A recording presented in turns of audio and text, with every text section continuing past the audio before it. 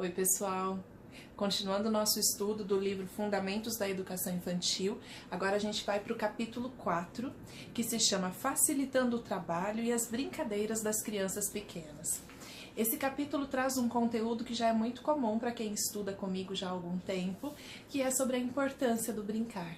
Mas ela começa falando sobre em quem está o holofote na educação infantil, na educadora ou nas crianças?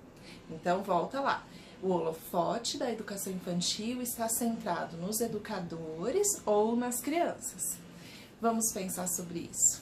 Quando a gente fala em holofote, a gente pensa logo em show, em teatro, em espetáculo, e a autora trata a educação infantil como sendo mesmo um grande cenário de um grande espetáculo que acontece diariamente. Mas as protagonistas sempre são as crianças. No entanto, alguns professores se formam em pedagogia ou mesmo decidem estudar pedagogia porque têm na sua memória a imagem dos professores que eles tiveram. Então são aqueles professores que estavam à frente de uma sala, alinhados, perfeitos e transmitindo conteúdos, ou mesmo aqueles educadores que iam para o pátio dirigir brincadeiras, futebol, pega-pega. Então são duas lembranças de professores que nós temos, né? Então o professor transmissor e o professor que faz entretenimento. Geralmente professor de educação física, ou mesmo os professores do ensino fundamental, aqueles que a gente tem na memória, né? Geralmente nós não temos muitas memórias a respeito dos professores da educação infantil. Mas quando nós temos, também os professores da educação infantil geralmente também trabalhavam uma linha mais tradicional. Então, numa abordagem que valoriza o brincar, nós precisamos desocupar esse papel de professor transmissor, a gente tem que abrir mão, desconstruir essa imagem de professor para se apropriar de um novo papel, para se tornar autor, autoridade na educação infantil. Então, você tem que abrir mão desse papel de protagonista para deixar que as crianças desempenhem esse papel. As crianças o tempo todo estão em ação durante as suas brincadeiras e o corpo todo delas estará em ação se a gente permitir. A autora aqui traz um exemplo que vai nos ajudar a entender. Ela conta sobre um berçário em que uma educadora recebeu a responsabilidade por cuidar de um grupo de bebês, enquanto as outras pessoas, os assistentes, cuidariam da organização de um espaço externo. Então essa educadora ficou sozinha com um grupo de crianças e recebeu a tarefa de manter as crianças no centro da sala, num tapetinho. E aí, nesse tapetinho, essa educadora começou, então, a se tornar a professora. E aí, ela, então, começa a fazer intervenções bem diretas, de roda, de música, de chamar a atenção das crianças para ela, mas acontece que são bebês e as crianças começam a se movimentar. E as crianças saem do tapete. E aí, ela começa a ficar muito ocupada em tentar retornar as crianças para de volta, né, do tapetinho.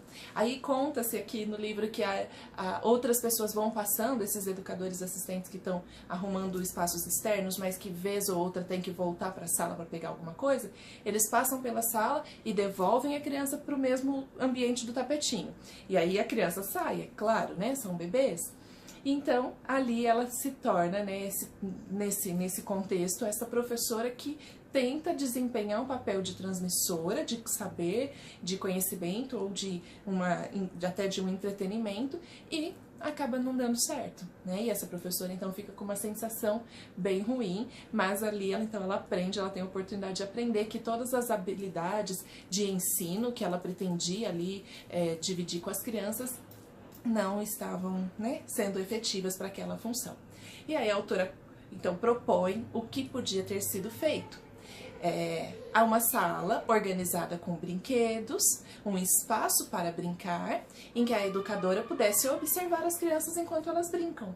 E aí, enquanto as crianças brincam, essa educadora vai conseguindo atender as necessidades individuais. Ela relata de uma bebezinha que vai chegar perto da educadora, vai pedir um colo, a educadora abaixa, dá um abraço nela, conversa com ela, integra ela na brincadeira novamente, aí logo essa criança já não precisa mais, assim outra criança começa a precisar, um conflito começa a aparecer num outro espaço da sala, a professora, a educadora olha, já vai entrar em relação com isso e logo isso já se resolve. Então essa educadora que é ativa, né, nesse segundo exemplo, para a mesma situação, e as crianças que podem ser protagonistas. E aí a gente fala sobre uma aprendizagem centrada na criança. E eu vou terminar esse vídeo com a leitura de um trechinho desse livro que fala sobre então o que é essa aprendizagem centrada na criança.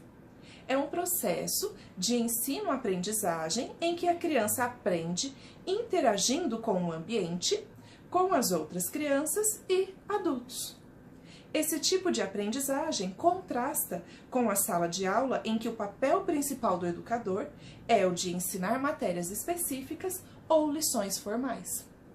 Então, essa aprendizagem centrada na criança é aquela em que a gente percebe as necessidades da criança e atende. Eu não estou aqui dizendo que encaminhar uma experiência de roda, de leitura, de música com as crianças é inadequado, nada disso.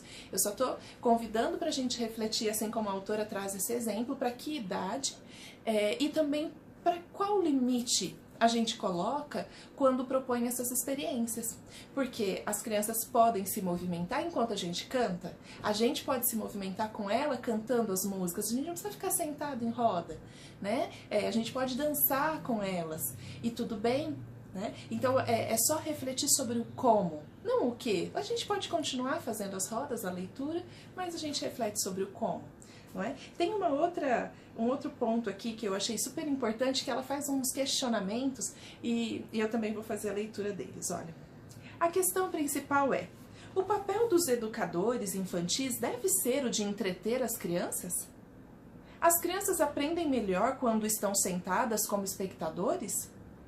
O aprendizado é algo divertido que os adultos transmitem? E a resposta para todas essas perguntas é não. A aprendizagem nos anos iniciais é um processo interativo entre a criança e o ambiente, a criança e a outra criança ou grupo de crianças, e entre a criança e um adulto. Esse tipo de aprendizagem, às vezes, é chamada de aprendizagem centrada na criança. Então, vamos continuar refletindo sobre como nós estamos encaminhando os nossos processos de ensino e aprendizagem e se eles estão centrados realmente nas crianças? Fica esse convite para todos nós. Um beijo!